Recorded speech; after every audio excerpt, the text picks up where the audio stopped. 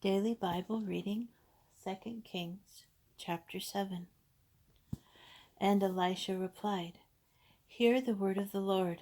Thus said the Lord, This time tomorrow a seah of choice flour shall sell for a shekel at the gate of Samaria, and 2 seahs of barley for a shekel. The aide on whose arm the king was leaning spoke up and said to the man of God, Even if the Lord were to make windows in the sky, this could come to pass? And he retorted, You shall see it with your own eyes, but you shall not eat of it. There were 4 men, lepers, outside the gate. They said to one another, Why should we sit here waiting for death? If we decide to go into the town, what with the famine in the town, we shall die there. And if we just sit here, still we die. Come, let us desert to the Aramean camp. If they let us live, we shall live, and if they put us to death, we shall but die. They set out at twilight for the Aramean camp.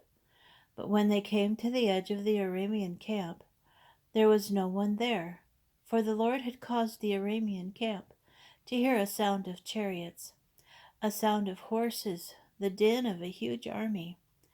They said to one another, The king of Israel must have hired the kings of the Hittites and the kings of Mizraim to attack us. And they fled headlong in the twilight, abandoning their tents and horses and donkeys, the entire camp just as it was, as they fled for their lives. When those lepers came to the edge of the camp, they went into one of the tents and ate and drank. Then they carried off silver and gold and clothing from there and buried it. They came back and went into another tent, and they carried off what was there and buried it. Then they said to one another, We are not doing right. This is a day of good news, and we are keeping silent.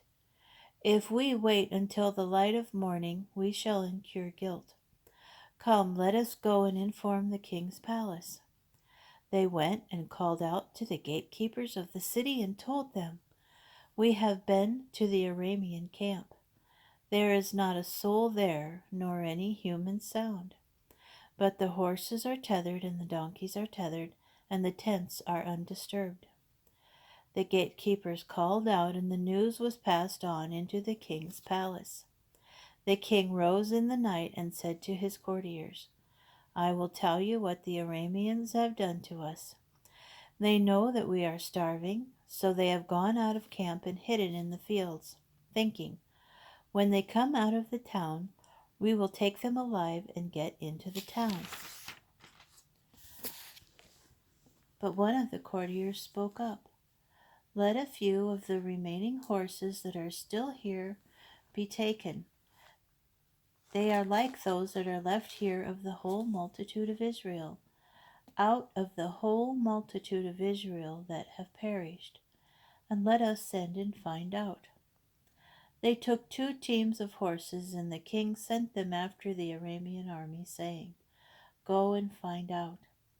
They followed them as far as the Jordan, and found the entire road full of clothing and gear which the Arameans had thrown away in their haste. And the messengers returned and told the king. The people then went out and plundered the Aramean camp. So a seah of choice flour sold for a shekel, and 2 seahs of barley for a shekel, as the Lord had spoken.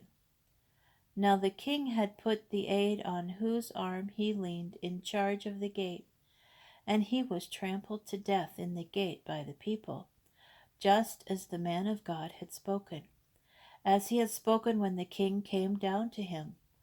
For when the man of God said to the king, This time tomorrow 2 seahs of barley shall sell at the gate of Samaria for a shekel, and a seah of choice flour for a shekel, the aide answered the man of God and said, Even if the Lord made windows in the sky, could this come to pass? And he retorted, You shall see it with your own eyes, but you shall not eat of it. That is exactly what happened to him. The people trampled him to death at the gate.